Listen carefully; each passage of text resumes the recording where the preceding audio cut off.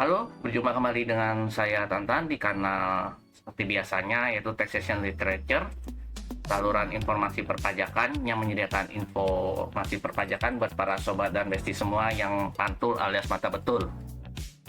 Pada topik video kali ini saya akan membahas mengenai pajak penghasilan atas transaksi dari aset kripto. Dasar aturannya di PMK 81 tahun 2024. Atas penghasilan yang diterima atau diperoleh penjual aset kripto, penyelenggara perdagangan melalui sistem elektronik atau penambang aset kripto dikenakan pajak penghasilan.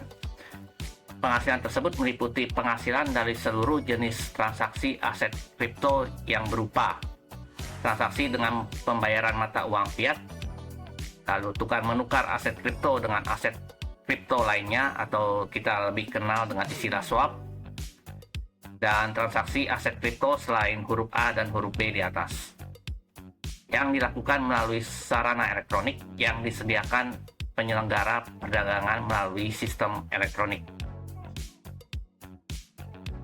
Penghasilan yang diterima dikenakan PPh pasal 22 dengan tarif 0,1% dari nilai transaksi aset kripto, tidak termasuk PPN dan PPNBM. Pajak penghasilan tersebut sifatnya final. Pajak penghasilan pasal 22 yang bersifat final dipungut, disetor, dan dilaporkan penyelenggara perdagangan melalui sistem elektronik. Apabila penyelenggara perdagangan melalui sistem elektronik bukan merupakan pedagang fisik aset kripto, maka tarif pajak penghasilan pasal 22 sebesar 0,2% yang bersifat final dari nilai transaksi aset kripto. Untuk nilai transaksi aset kripto merupakan yang pertama nilai uang yang dibayarkan pembeli aset kripto. Dalam hal transaksi aset tersebut dilakukan dengan pembayaran berupa mata uang fiat di luar PPN dan PPNBM. Sebagai catatan, apabila nilai uang yang dibayarkan merupakan mata uang fiat selain rupiah, maka nilai tersebut dikonversikan ke dalam mata uang rupiah berdasarkan kurs yang ditetapkan Menteri Keuangan pada tanggal diterimanya pembayaran.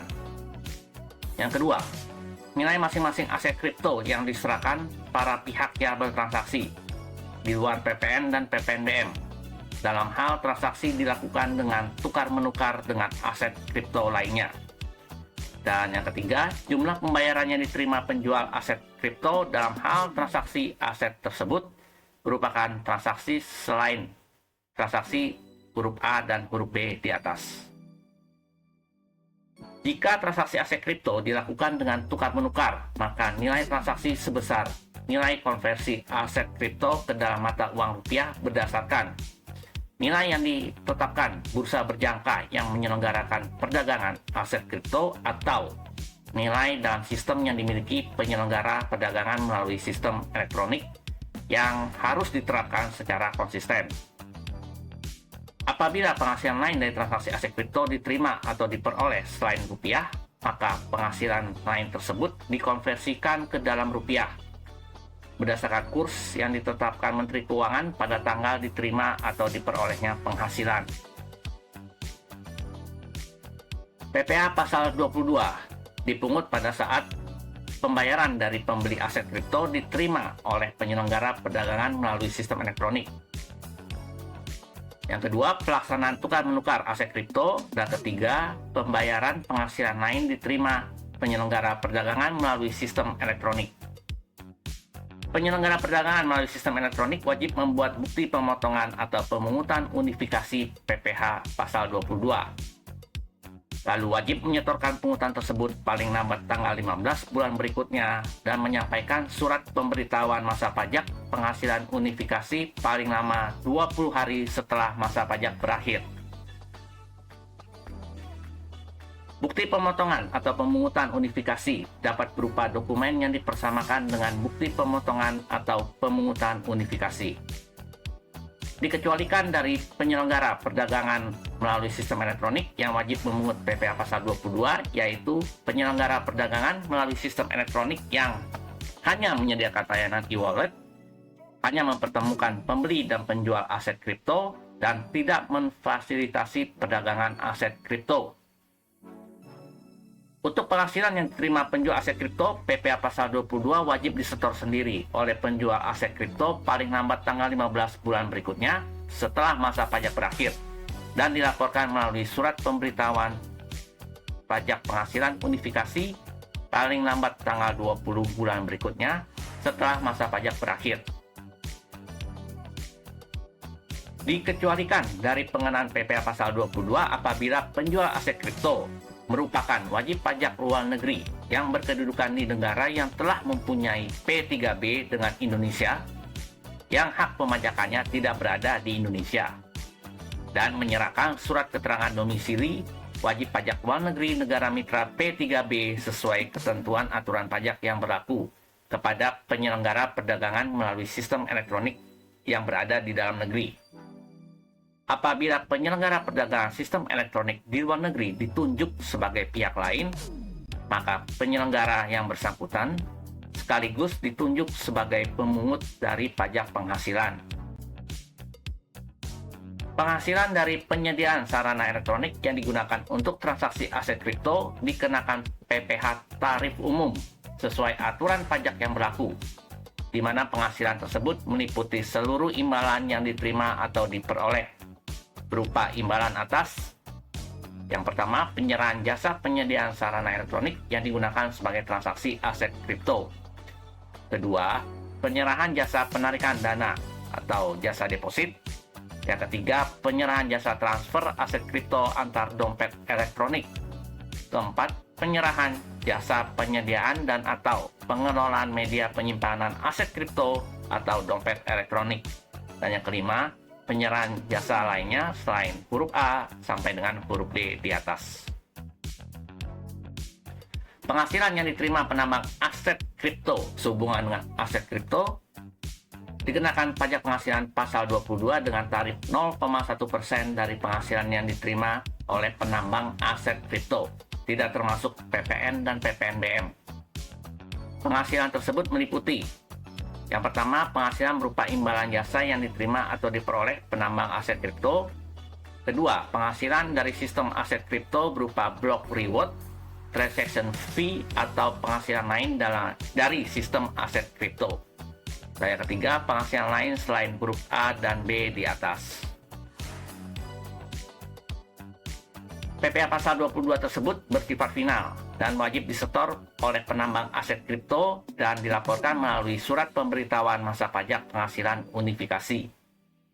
Apabila penghasilan diterima berupa aset kripto, maka penghasilan tersebut dikonversi ke dalam mata uang rupiah pada saat aset kripto diterima atau diperoleh dalam sistem elektronik yang dipilih penambang aset kripto berdasarkan nilai yang ditetapkan bursa berjangka yang menyelenggarakan perdagangan aset kripto atau nilai dalam sistem elektronik yang dipilih oleh penambang aset kripto dan harus diterapkan secara konsisten. Untuk memudahkannya, saya ilustrasikan dengan contoh soal. Ara memiliki satu koin aset kripto dan Bagas memiliki uang rupiah yang disimpan pada e-wallet yang disediakan pedagang fisik aset kripto X. Pada tanggal 5 Mei 2025 melalui platform yang dimiliki pedagang fisik aset kripto X, Ara menjual 0,7 koin kripto kepada Bagas dengan harga satu koin aset kripto dinilai 500 juta rupiah. Pedagang fisik aset kripto X sebagai penyelenggara perdagangan melalui sistem elektronik terdaftar di Bapepti, sehingga kewajiban bagi pedagang fisik aset kripto X yang pertama memungut PPh 22 kepada Ara sebesar 0,1% dikalikan 0,7 koin dikali 500 juta rupiah didapatkan 350.000 rupiah. Yang kedua, membuat bukti pemungutan PPh pasal 22, kemudian menyetorkan PPh pasal 22 yang telah dipungut paling lambat tanggal 15 Juni 2025 dan melaporkan pemungutan PPh pasal 22 tersebut di dalam surat pemberitahuan masa unifikasi bulan Mei paling lambat 20 Juni tahun 2025. Demikianlah penjelasan komprehensif saya mengenai aspek pajak penghasilan dari transaksi aset kripto.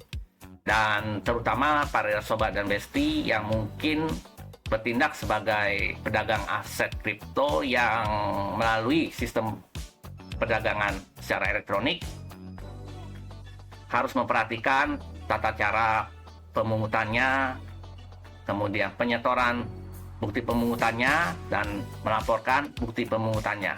Jangan sampai para sobat dan besti nanti akan terkena sanksi berupa denda. Baiklah, demikianlah penjelasan saya. Seperti biasanya, apabila ada pertanyaan, saran, dan komentar, jangan ragu-ragu, tuliskan saja di kolom komentar. Nanti kami akan meresponnya dengan segera. Dan sekali lagi, terima kasih atas kesediaan Sobat dan Besti semua untuk bisa mendengarkan selalu informasi terupdate dari kami. Tekstur, Taxation Literature. Sampai jumpa di video saya berikutnya. Bye.